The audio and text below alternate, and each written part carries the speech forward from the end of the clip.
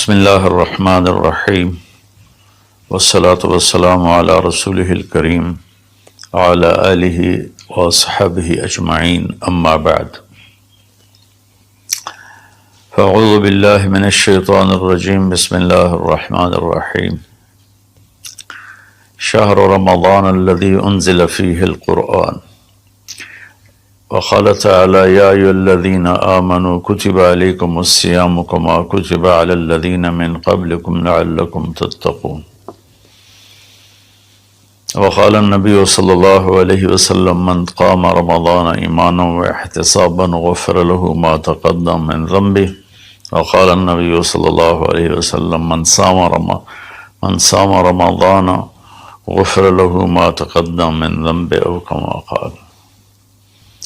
جی میرے محترم بھائیوں بہنوں دوستوں بچوں بچیوں، میری طرف سے رمضان کی مبارک ہو۔ سارے اہل ایمان سارے مسلمانوں کو رمضان کی مبارک ہو، اور اللہ سے دعا ہے کہ اللہ تعالی ہمارے اس روزے اور تراویح کو قبول فرمائے اور ہماری بخشش کا ذریعہ بنائے، آمین۔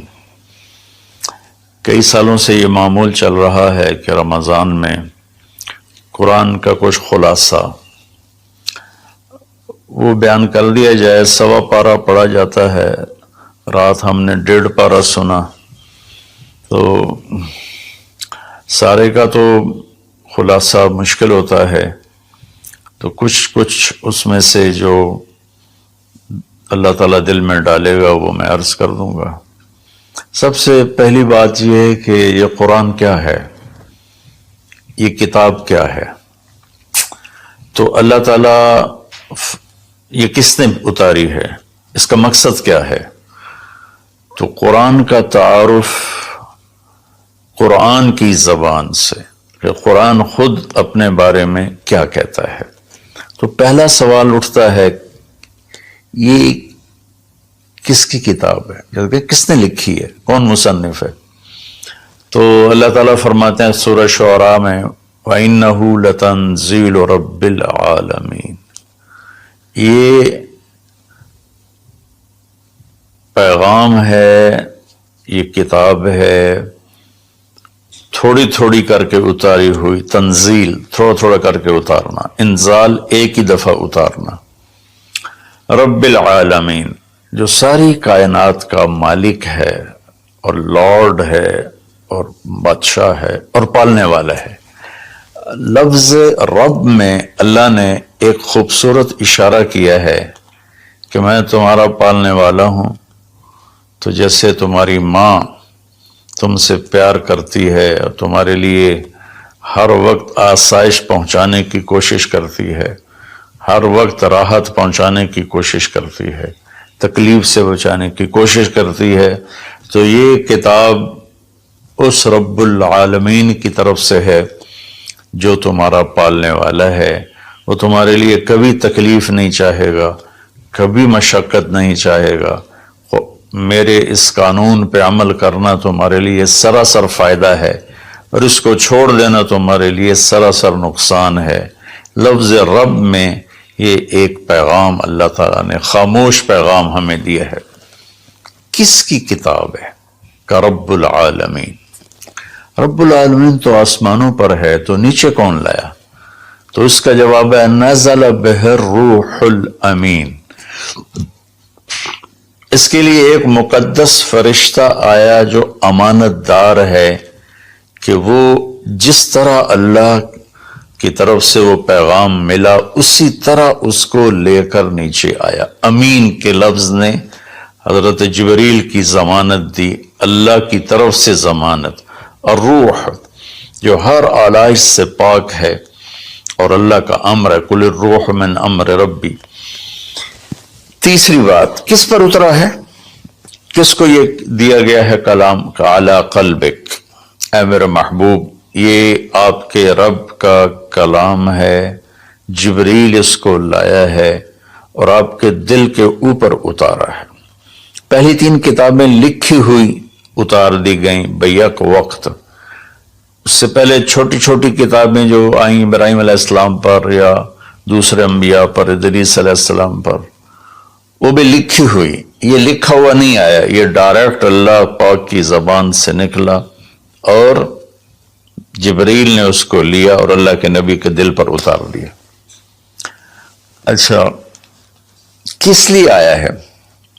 لِتَكُونَ مِنَ الْمُنذِرِينَ، یہ اس لیے آیا ہے کہ میرے محبوب آپ دنیا والوں کو بتا دیں کہ اچھائی کا انجام کیا ہے اور برائی کا انجام کیا ہے، اور اس کا نتیجہ ایک دن ظاہر ہونے والا ہے جو آخر بعد میں آئے گا، تو اس کے لیے تیاری کرو۔ منذرین صرف ڈرانے والے کو نہیں کہتے، جو پیار محبت سے کسی کو برائی کا انجام سمجھا رہا ہو، جیسے باپ کہتا ہے بیٹا یہ تو جوا نہ کھیلا کر، تو شراب نہ پیا کر، یہ تیرا نقصان ہو جائے گا، تیرا دین بھی جائے گا، تیری دنیا بھی جائے گی، اس کے سمجھانے میں ایک محبت ہوتی ہے، شدت اور سختی نہیں ہوتی۔ کس زبان میں آیا ہے؟ بلسان عربی مبین، یہ خوبصورت صاف ستھری عربی زبان میں آیا ہے۔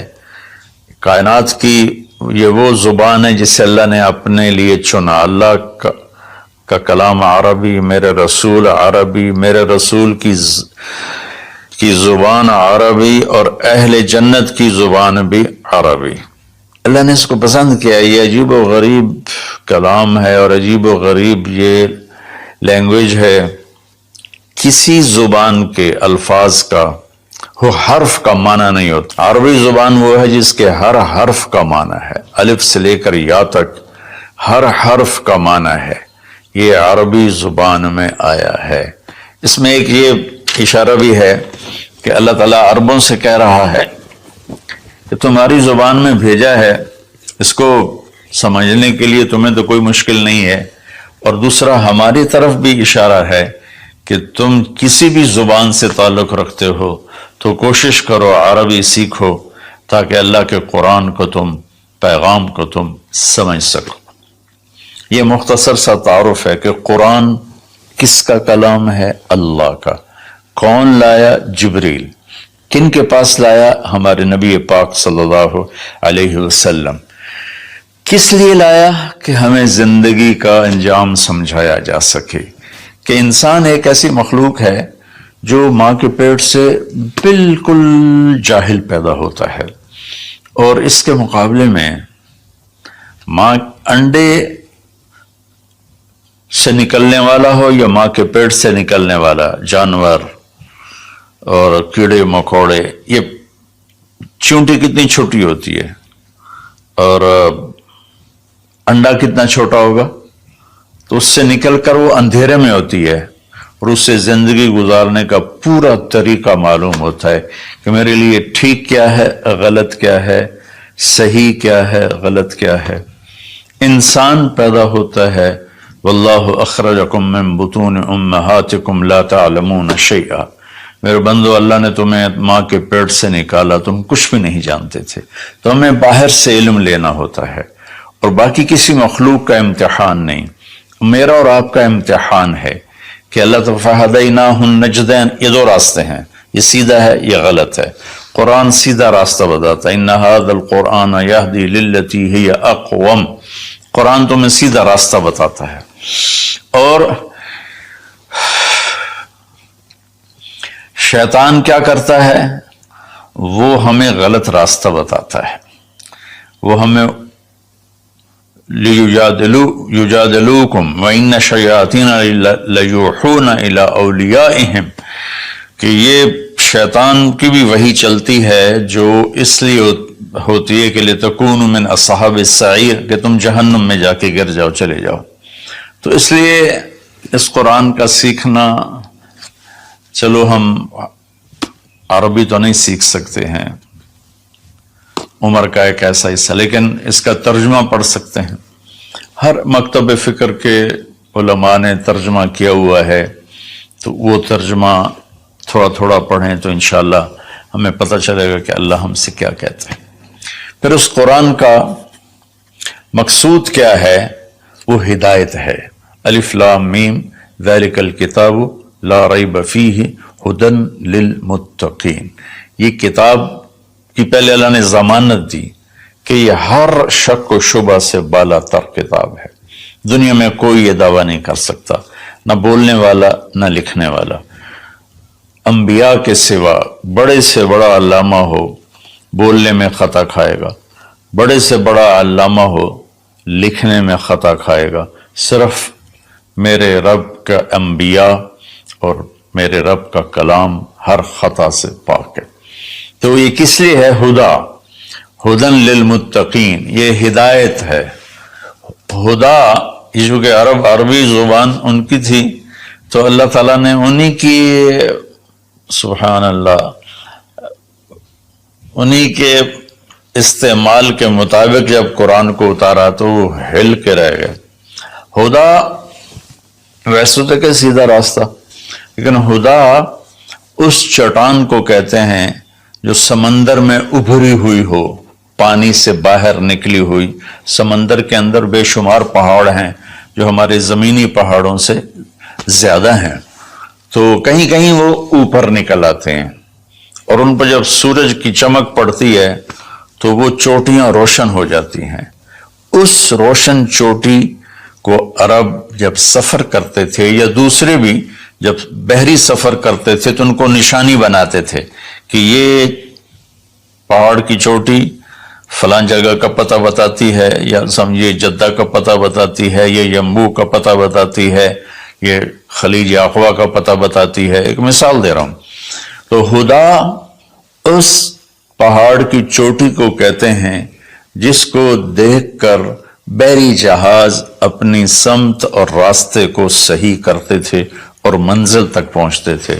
تو اللہ نے اس کتاب کو ہدا فرمایا ہے کہ انسانی سمندر میں، انسانی زندگی کی کشتی کے لیے، میں پھر دہراتا ہوں، انسانیت کے سمندر میں انسانی زندگی کی کشتی کے لیے یہ جو قرآن ہے، یہ وہ چوٹی ہے پہاڑ کی جس سے تم راستہ پاتے ہو اور جس سے تم اپنی منزل تک پہنچتے ہو۔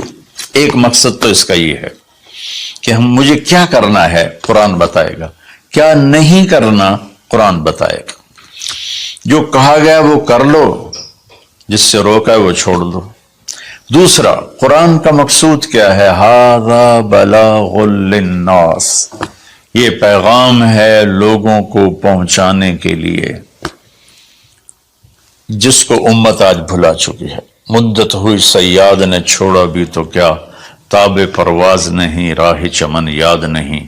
مدت ہوئی، پرندہ پنجرے میں بند تھا، جب شکاری نے اس کو کھولا پنجرے کا دروازہ اور کہا کہ جاؤ آزاد ہو، تو وہ کہتا ہے تاب پرواز نہیں، میں اڑ نہیں سکتا، تم بہت چھوٹی عمر میں مجھے پکڑ کے لائے تھے میرے گھونسلے سے، راہ چمن یاد نہیں، اور مجھے یہ راستہ بھی معلوم نہیں کہ میرا گھونسلہ کس چمن میں تھا، کس درخت پہ تھا، کس شاخ پہ تھا، کچھ نہیں کر سکتا۔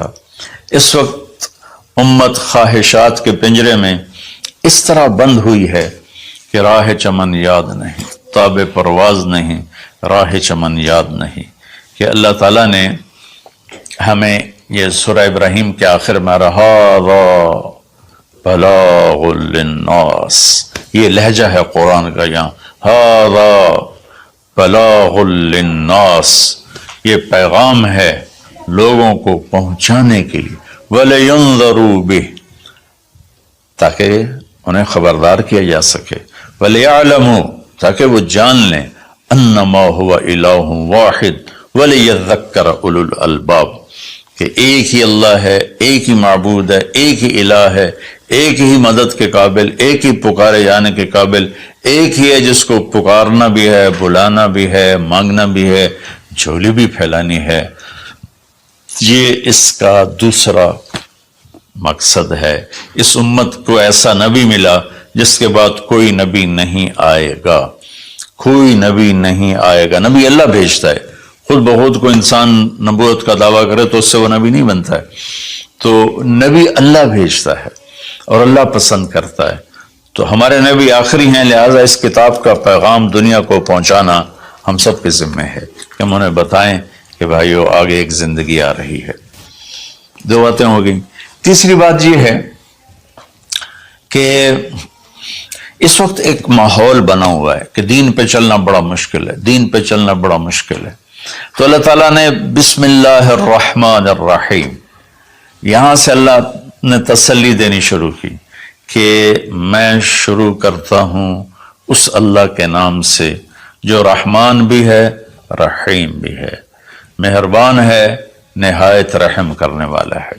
تو پہلا ہی جملہ بتاتا ہے کہ جو رحمان و رحیم ہو وہ کوئی ڈنڈے سوٹے کا قانون تو نہیں بنائے گا، بہت نرم سا بنائے گا، ہماری فطرت کے مطابق بنائے گا۔ بھوک کی حالت میں روٹی کھانا کون سا مشکل کام ہے، افطاری کے وقت کھانا کون سا مشکل کام ہے، ہر کوئی جھپٹنے پر تیار ہوتا ہے۔ پھر دوبارہ اللہ نے تسلی دی، الحمدللہ، سب تعریفیں اس اللہ کے لیے ہیں۔ حمد اور مدح یہ قرآن کے دو لفظ ہیں۔ حمد ہے وہ تعریف جس کے وہ لائق ہے، اور مدح میں خوش آمد ہے۔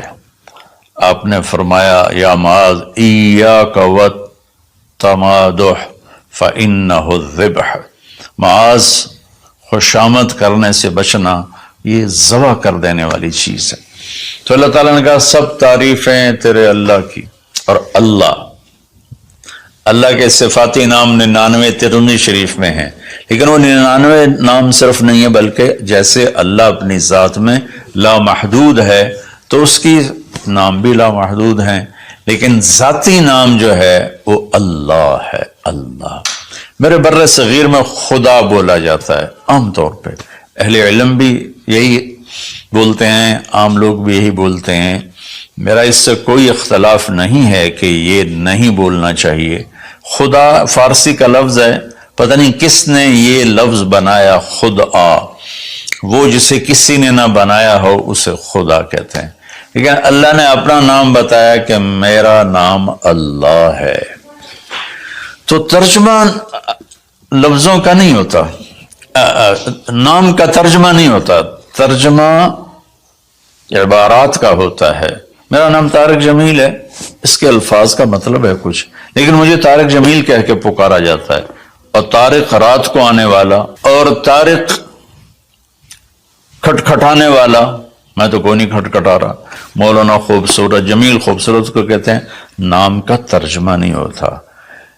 اس لیے بہتر یہ ہے کہ اللہ کو صرف اللہ کے نام سے پکارا جائے، اللہ، سبحان اللہ، زبان ہی میٹھی ہو جاتی، اللہ۔ یہ کوئی حرام حلال کی بات نہیں کر رہا ہوں، افضل اور اولا کی بات کر رہا ہوں کہ جو نام اللہ نے اپنا کہا، اللہ، قرآن کو شروع اس سے کیا، ہمیں اللہ کہنا چاہیے۔ جو لفظ اللہ میں نور ہے وہ لفظ خدا میں ہے ہی نہیں، صرف اللہ کا حق، صرف اللہ کا حق۔ اور اللہ کے نام میں ایک عجیب صفت ہے، کسی بھی نام کا کوئی لفظ حرف نکالو تو مطلب بدل جاتا ہے، جیسے طارق، رات کو آنے والا، طرق، الف نکال دو، طرق، تو طرق کا مطلب ہے زمین پہ قدم مارنا، طریق سے طرق ہے، طریق ہوتا ہے زمین کی وہ جگہ جس پر پاؤں کی دھمک پڑتے پڑتے پڑتے پڑتے راستہ بن جائے، اس لیے اس کو طریق کہتے ہیں۔ تو توئے ہٹا دو تو ارق، بے قرار، جمیل کا جیم ہٹا دو تو میل بن گیا، میل بن گیا، یہ ہٹا دو تو جمل، اونٹ بن گیا۔ لفظ اللہ کی ایک خصوصیت ہے کہ اس کے ہر حرف کو ہٹا دو تو اشارہ اللہ کی طرف ہی ہوتا ہے، اللہ اللہ ہی ہے۔ الف ہٹا دو، للہ، تو اللہ کہتا ہے للہ ما فی السماوات و ما فی الارض، تو اشارہ اللہ کی طرف۔ اگلا لام ہٹا دو تو بچ جاتا ہے لہو، تو اللہ تعالیٰ کہتا ہے لہو ما فی السماوات و ما فی الارض۔ پچھلا لام ہٹا دو، الف کے بعد کا لام ہٹایا تو الہ بن گیا، اور آخری لام ہٹایا تو لہو بن، آخری لام ہٹایا تو الہ بنا۔ اور پہلا ہٹایا تو لہو بنا. تو میرا رب کہتا ہے اللہ، اچھا اللہ، الف ہٹا دو، للہ، اللہ، للہ ما فی السماوات و ما فی الارض، پھر لام بھی ہٹا دو، الف بھی ہٹا دیا، لام بھی ہٹا دیا، تو لہو ما فی السماوات و ما فی الارض. پھر آخری لام کو ہٹا کے پہلے لام کو بچا لیا تو وَهُوَ الَّذِي فِي السَّمَاءِ إِلَٰهٌ وَفِي الْأَرْضِ إِلَٰهٌ. اور پھر سب سے عجیب بات کہ سارے حرف ہٹا کر آخری ہے کی پیش کو باقی رکھو نا، تو وہ ہے اللہ لا الہ الا ہو، اللہ لا الہ الا ہو، هو اللہ الذی لا الہ الا ہو، قل هو اللہ احد، هو اللہ الذی لا الہ الا ہو. یہ لہو ما فی السماوات و ما فی الارض. تو اللہ تعالیٰ نے ہمیں تسلی دی کہ میں بہت بڑا ہوں. اچھا یہ اللہ، یہ جو تو قانون بھیج رہا ہے تو قانون تو بڑے سخت ہوتے ہیں، تو اللہ کہتا رب العالمین، نہیں میں تمہاری ماں سے زیادہ پیار کرنے والا ہوں، میں تم پر ایسے ڈنڈے نہیں چلاؤں گا. تو لیکن میرا اللہ کہتا ہے کہ میرا بندہ میں تیری ماں سے 70 گنا کا مطلب 70 نہیں ہوتا، لا محدود درجے میرا پیار ہے. پھر تسلی نہیں ہوتی اللہ تو قرآن تو بھیج رہا ہے، پتہ نہیں ہم عمل کر سکیں گے کہ نہیں کر سکیں گے. تو پھر اللہ کہتا ہے الرحمن الرحیم. کیوں ڈر گئے ہو؟ کیوں قرآن کے مطابق دکان نہیں چلاتے، زندگی نہیں گزارتے، جاب نہیں کرتے، زراعت نہیں کرتے، تجارت نہیں کرتے، شادی نہیں کرتے، ساری چیزوں کو بنا لیں، تو کیوں ڈرتے ہو؟ رب العالمین پہلی گارنٹی، الرحمن الرحیم پہلے بسم اللہ سے. پھر دوسری گارنٹی اللہ، کہ میں اللہ ہوں، نفع نقصان کا مالک ہوں. پھر رب العالمین، تم پر مہربان ہوں، تمہارا پالنے والا ہوں. پھر الرحمن الرحیم کی دوبارہ تکرار ہے. کیوں ڈرتے ہو؟ رحمان بھی ہوں، رحیم بھی ہوں. اب اللہ نے جزا سزا کا بھی ایک رکھا نا، کہ بہت سے لوگ ہیں جو محبت کی بات جتنی بھی کرو وہ الٹا ہی سوچتے ہیں، تو اس کو دھمکانے کے لیے مالک یوم الدین. پھر یہ بھی یاد رکھنا کہ میرے پاس جزا سزا کا بھی نظام ہے. اس کو اللہ تعالیٰ اتنے خوبصورت انداز میں بیان کرتا ہے کہ ہم تو چونکہ عرب نہیں ہیں لیکن عربی کچھ پڑھی تھوڑی بہت، اللہ نے اس کا ذوق بھی دیا. تو ابھی ساری بات ہو رہی کہ وہ ایسا ہے، وہ ایسا ہے، وہ ایسا ہے، لیکن آگے ہے ایاک نعبد و ایاک نستعین. یا اللہ تیری ہی بندگی کرتے ہیں، تجھی سے مدد مانگتے ہیں. تو ایک دم جیسے اللہ سامنے آ گیا ہو، الحمدللہ رب العالمین الرحمن الرحیم. ان الفاظ نے اس طرح کر دیا جیسے اللہ میرے سامنے آ گیا ہے، جیسے کأنک تراہ، جیسے اللہ میرے سامنے آ گیا تو میں کہتا ہوں ایاک نعبد، یا اللہ میں تو تیری ہی بندگی کرتا ہوں، و ایاک نستعین، یا اللہ میں صرف تجھے پکارتا ہوں مدد کے لیے، میں کسی اور کو نہیں پکارتا. میرے نبی نے حضرت عبداللہ بن عباس سے فرمایا وَإِذَا سَأَلْتَ فَاسْأَلِ اللَّهِ وَإِذَا اسْتَعَنْتَ فَاسْتَعِنْ بِاللَّهِ، کہ اے بچے، اے میرے یا غلام، اے میرے پیارے چچا زاد بھائی، تو ایسا جب تجھے پکارنا ہو تو اللہ کو پکارنا. مدد کے لیے صرف اللہ ہے جو آتا ہے، اللہ کے سوا کوئی مدد نہیں کر سکتا. یہ اسباب کی دنیا ہے، ایک دوسرے سے مدد لینا. تو میرے نبی نے قرضے اٹھائے، میرے نبی نے زرہ پہنی، میرے نبی نے تلوار اٹھائی، لیکن وہ کام جو براہ راست اللہ کے ہاتھ میں ہے ان میں صرف اللہ کو پکارا جاتا ہے، ان میں صرف اللہ کو پکارا جاتا ہے. ایاک نعبد و ایاک نستعین. علماء فرماتے ہیں ساری آسمانی کتابوں کا خلاصہ قرآن ہے، اور قرآن کا خلاصہ سورۃ فاتحہ ہے، اور سورۃ فاتحہ کا خلاصہ ایاک نعبد و ایاک نستعین ہے. اے میرے اللہ، یا اللہ، یہ صرف اللہ کے ساتھ ہے اور کسی کے ساتھ نہیں ہے.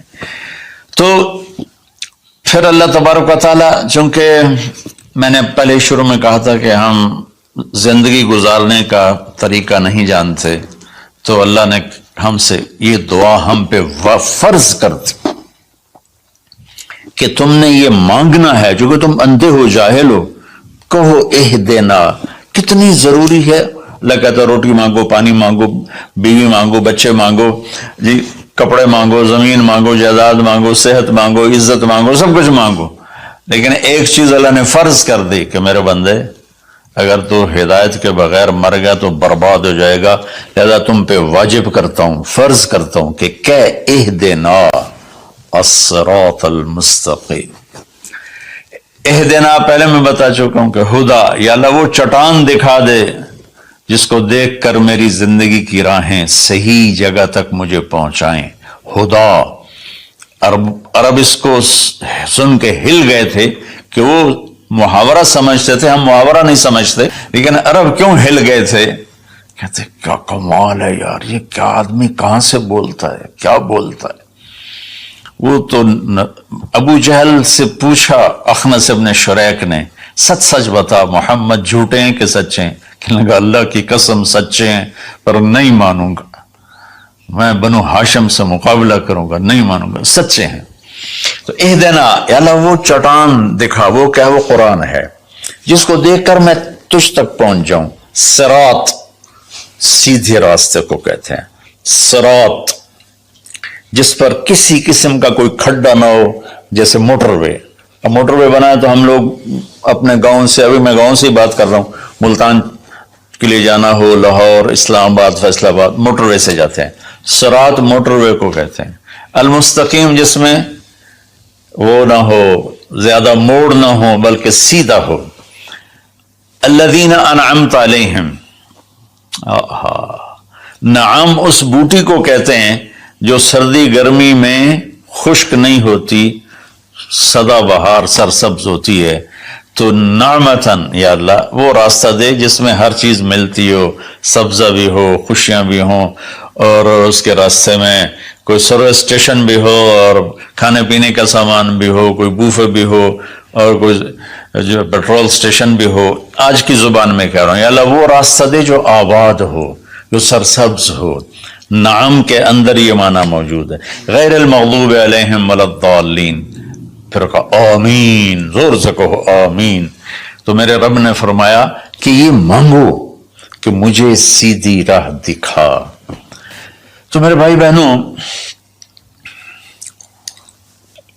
حضرت علی رضی اللہ تعالیٰ عنہ علیہ السلام کا فرمان ہے کہ اگر میں سورۃ فاتحہ کی تفسیر کروں تو 70 اونٹوں پہ لا دی جائے گی۔ 7 آیات ہیں تو ہر آیت کے لیے 10 اونٹ۔